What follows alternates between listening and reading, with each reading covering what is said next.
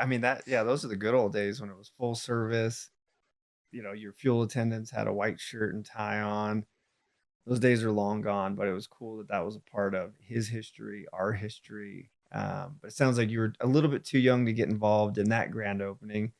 Do you remember before you joined, obviously as an adult in 2017, did he ever give you any tasks as you got older, like to where he was like, hey, you can kind of help out the family oil business by doing XYZ?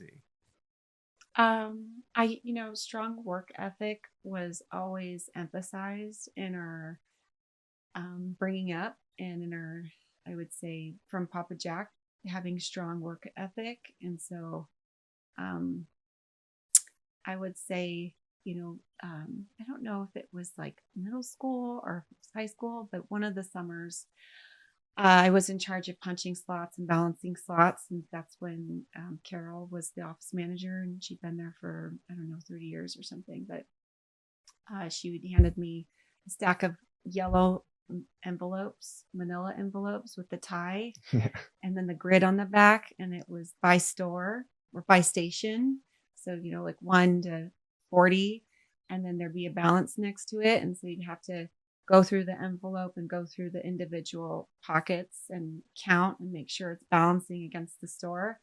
And then after that, you have to go to the computer and number key. I got to click on the number key. In fact, I don't like to have a laptop without a key, number key. Yeah. 10 key. I have to have that 10 key. It's like comfort zone.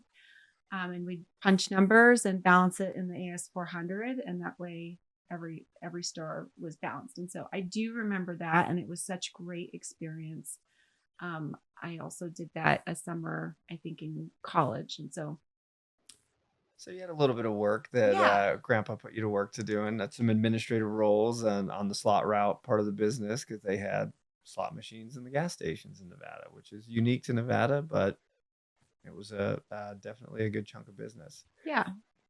Moving forward, now it's 2017. You're a young woman, graduated college. You had worked professionally for 10 years. Companies at an interesting transition because they had just sold the C stores, and not just you, but we decided to move back to our hometown, Las Vegas, and get involved in your family oil business. How was Jack during 2017 in that decision of coming back and getting involved as a career? How did he take that?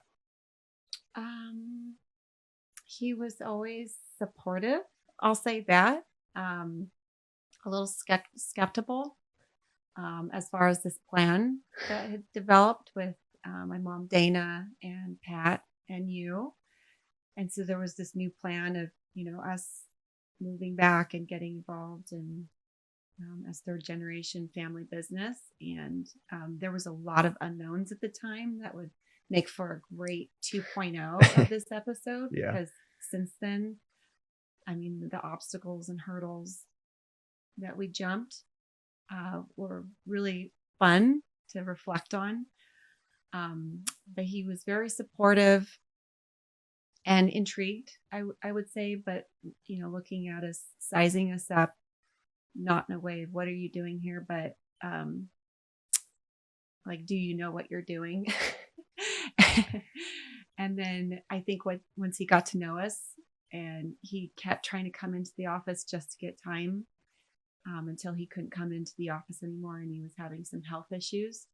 But I would say, by the end of that time, he was very proud, and he said so.